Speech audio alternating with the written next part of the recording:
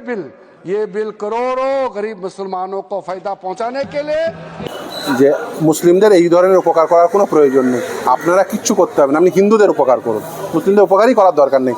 যেসব হিন্দুদের টাকা নিয়ে বিজয় মালিয়া চলে গেছে সেই হিন্দুদের টাকাগুলো ফেরত দিয়ে দিন। আর হিন্দুদের জন্য আপনার কিচ্ছু করতে হবে না, হিন্দুদের জন্য বিদ্যুতের বিনামূল্যে বিদ্যুৎ দিন, হিন্দুদের জন্য পেট্রোলের দাম লিটার প্রতি 10 টাকা করে দিন, হিন্দুদের জন্য ডিজেলের দাম লিটার প্রতি 10 টাকা করে দিন, হিন্দুদের জন্য গ্যাস ফ্রি করে দিন, হিন্দুদের সকলকে চাকরি দিয়ে দিন। মুসলমানদের কিছু করতে হবে না, শুধু হিন্দুদের দিয়ে দিন। আমি বলছি হিন্দুদের দিয়ে দিন। কবে দেবেন? হিন্দুদের জন্য উপকার করুন। আমি মুসলিম ছেড়েদের এতদিন লোকে ধর্ম কী করতো, লোকে বলতো যে লোকে বিপদে পড়লে ঈশ্বরের ভরসা করতো, ধর্মের সাহায্য নিত। এখন কি বলছে বিজেপির নেতারা? বলছে না না, ধর্ম সংকটে তুমি রাস্তায় নেমে ধর্ম বাঁচাও। লোকে আগে ধর্মের সাহায্য নিত, এখন বিজেপি নেতারা বলছে না না, তুমি রাস্তায় নেমে ধর্ম বাঁচাও। মানে ভাবুন, বিজেপি নেতারা বলছে ধর্ম বাঁচানোর জন্য তোমাকে রাস্তায় নামতে হবে। বিজেপি নেতারা তাদের বাড়ির ছেলে মেয়েদের বিদেশে পড়তে পাঠাবে, আর আপনার ছেলেকে তারওয়াল হাতে রামনবমীর মিছিলে হাঁটিয়ে নেবে। ভালো মুসলমান জামাই পেলে এরাই আবার মেয়েদের বিয়ে দেবে, মুসলমান জামাই পেলে ভালো।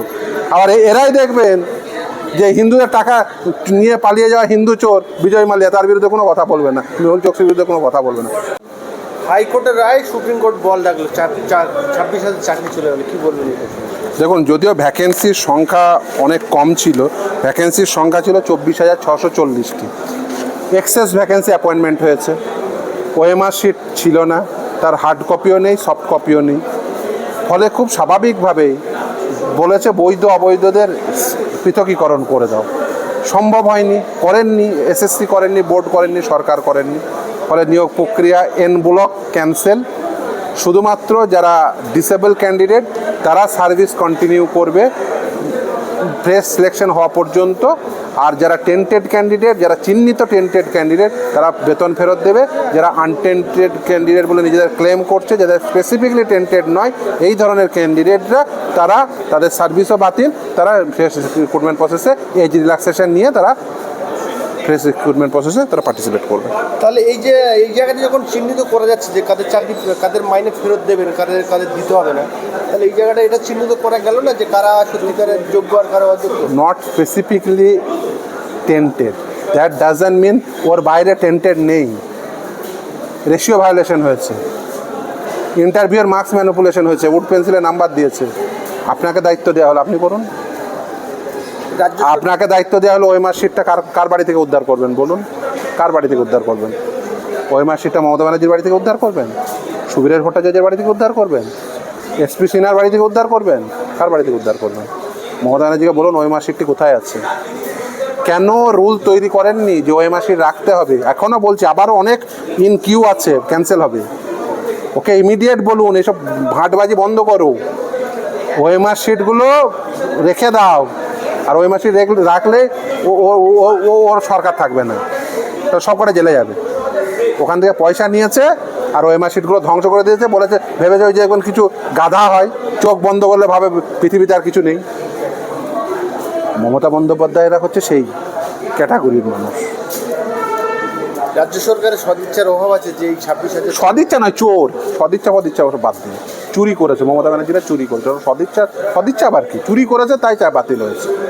মমতা ব্যানার্জিরা পয়সা খেয়েছে তাই বাতিল হয়েছে, পয়সা না খেলে বাতিল হতো না। সিম্পল কথা।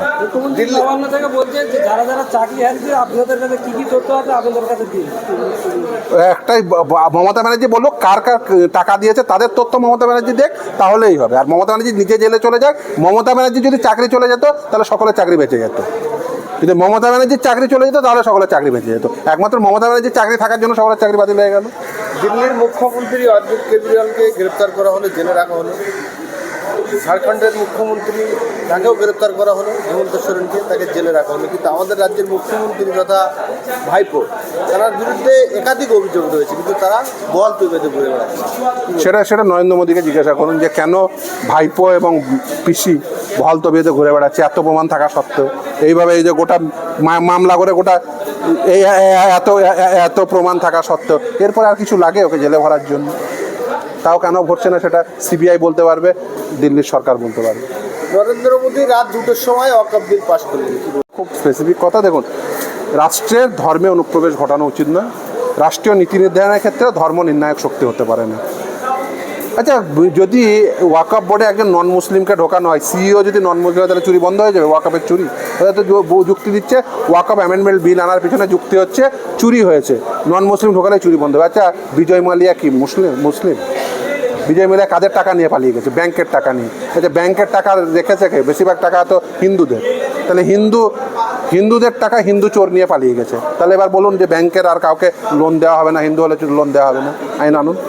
অমিত শাহ বলছেন যে আমি আপনার শুভাকাঙ্ক্ষী, আমি আপনার আমার এই তো বললাম তো যে এরা এইসব বলবে, এরা বলে টোলে আপনাকে রামনবমীর মিছিলে হাঁটিয়ে নেবে, আপনাকে এরা বলে টোলে এদের ছেলেদের দেখবেন ক্রিকেট বোর্ডের মাথায় রাখবে, নিজের ছেলেদের বিদেশে পড়াবে, আর আপনার ছেলেকে হাতে অস্ত্র দিয়ে রামনবমীর মিছিলে হাঁটিয়ে নেবে। এদের হিন্দু মুসলিম ছাড়া অন্য কোনো কিছু করে না। আমার মেয়ে আমি বিয়ে দেবো না, আপনি বলছেন যে হ্যাঁ দেন, ভালো হবে, আপনার ভালোর জন্য বলছি।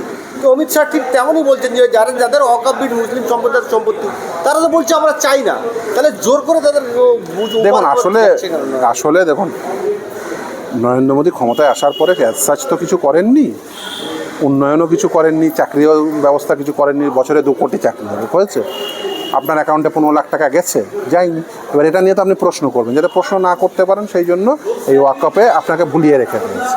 আপনি এই যে ওয়াকফ নিয়ে প্রশ্ন করুন, আপনি একবার প্রশ্ন করতে পারলেন না 2 কোটি চাকরি হয়েছে কি?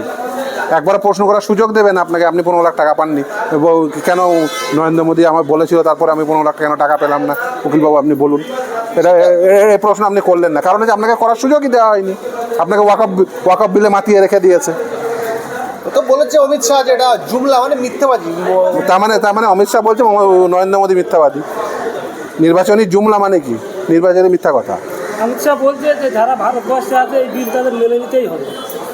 সে তো সংখ্যার খাতিরে স্বাভাবিকভাবেই মেনে নিতেই হবে। এই যে ধরুন যারা ইলিগাল চাকরি করেছে, তাদের এতদিন তাদের কাছে পাঠ নিতে বাধ্য হচ্ছিল, আদালত বাতিল করে দিয়েছে। ভবিষ্যতে দেখবেন এটা যদি সঠিক বিচার হয়, আদালত এক্ষেত্রেও বাতিল করে দিতে পারে।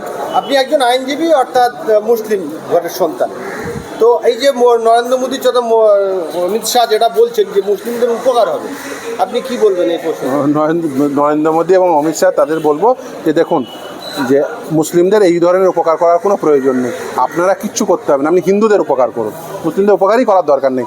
যে সময় হিন্দুদের টাকা নিয়ে বিজয় মালিয়া চলে গেছে, সেই হিন্দুদের টাকাগুলো ফেরত দিয়ে দিন। আর হিন্দুদের জন্য আপনার কিচ্ছু করতে হবে না। হিন্দুদের জন্য বিনামূল্যে বিদ্যুৎ দিন, হিন্দুদের জন্য পেট্রোলের দাম লিটার প্রতি 10 টাকা করে দিন, হিন্দুদের জন্য ডিজেলের দাম লিটার প্রতি 10 টাকা করে দিন, হিন্দুদের জন্য গ্যাস ফ্রি করে দিন, হিন্দুদের সকলকে চাকরি দিয়ে দিন। মুসলমানদের কিছু করতে হবে না, শুধু হিন্দুদের দিয়ে দিন। আমি বলছি হিন্দুদের দিয়ে দিন। কবে দেবেন? আপনি কবে দেবেন? হিন্দুদের দিয়ে দিন, মুসলমানদের কিছু দিতে হবে না। হিন্দুদের চাকরি দিন, হিন্দুদের বিজয় মালিয়া যে টাকা নিয়ে পালিয়ে গেছে সেই টাকাটা হিন্দুদের দিয়ে দিন। আপনি পেট্রোলের দাম হিন্দুদের জন্য 10 টাকা করে পেট্রোলের লিটার করে দিন। কবে করবেন বলুন? হিন্দুদের জন্য উপকার করুন। আমি মুসলিম ছেড়েদের, এতদিন লোকে ধর্ম কি করতো? লোকে বলতো যে লোকে বিপদে পড়লে ঈশ্বরের ভরসা করতো, ধর্মের সাহায্য নিত। এখন কি বলছে বিজেপির নেতারা? বলছে না না, ধর্ম সংকটে তুমি রাস্তায় নেমে ধর্ম বাঁচাও। লোকে আগে ধর্মের সাহায্য নিত, এখন বিজেপি নেতারা বলছে না না, তুমি রাস্তায় নেমে ধর্ম বাঁচাও। মানে ভাবুন, বিজেপি নেতারা বলছে ধর্ম বাঁচানোর জন্য তোমাকে রাস্তায় নামতে হবে। বিজেপি নেতারা তাদের বাড়ির ছেলে মেয়েদের বিদেশে পড়তে পাঠাবে, আর আপনার ছেলেকে তারওয়াল হাতে রামনবমীর মিছিলে হাঁটিয়ে নেবে। ভালো মুসলমান জামাই পেলে এরাই আবার মেয়েদের বিয়ে দেবে, মুসলমান জামাই পেলে ভালো। আবার এরাই দেখবেন যে হিন্দুদের টাকা নিয়ে পালিয়ে যাওয়া হিন্দু চোর বিজয় মালিয়া, তার বিরুদ্ধে কোনো কথা বলবে না, মেহুল চোকসির বিরুদ্ধে কোনো কথা বলবে না। হিন্দুদের বেশিরভাগ টাকা সব হিন্দুদের। বিজয় মালিয়ার কাছ থেকে হিন্দুদের টাকা উদ্ধার করে নিয়ে আসুক না কেন? মুসলমানের টাকা উদ্ধার করার দরকার নেই, হিন্দুদের টাকা উদ্ধার করে নিয়ে আসুক। বিজেপি নেতারা বলছে যে যাদের এই বিল পছন্দ না হচ্ছে, আমি বলছি হিন্দুদের টাকা কবে উদ্ধার করবে? তারা অন্য দেশে চলে যাক, তাদের জন্য অপশন। আমি বলছি হিন্দুদের টাকা উদ্ধার যারা করতে দিচ্ছে না তারা অন্য দেশে চলে যাক। এই হিন্দুস্তান হিন্দুদের টাকা যারা উদ্ধার করছে না তারা অন্য দেশে চলে যায়। বিজয় মালিয়া যেমন অন্য দেশে পালিয়েছে, আর যেই চোরদের কাছ থেকে হিন্দুদের টাকা যে হিন্দু চোর নিয়ে পালিয়ে গেছে, যে হিন্দুরা এখনো দায়িত্বে আছে, যে বিরাট হিন্দু যারা হিন্দুদের টাকা উদ্ধার করে দিচ্ছে না, সেই হিন্দুদের দেশের বাইরে চলে যায়। নরেন্দ্র মোদী অমিত শাহ যে মুসলিম সম্প্রদায়ের সংখ্যালঘু তাদের উপকার কোনো আমি বলছি হিন্দুদের উপকার করুক। হিন্দুদের টাকা নিয়ে যে হিন্দু চোর পালিয়ে গেছে, যে বিরাট হিন্দু এখন ক্ষমতায় আছে, হিন্দুদের টাকা উদ্ধার করে দিতে পারছে না, হিন্দু ছেলেদের চাকরি দিতে পারছে না, হিন্দু মানুষের পেট্রোল ডিজেলের দাম কমাতে পারছে না, হিন্দুদের গ্যাসের মূল্য কমাতে পারছে না, সেই বিরাট হিন্দু দেশের বাইরে চলে যায়।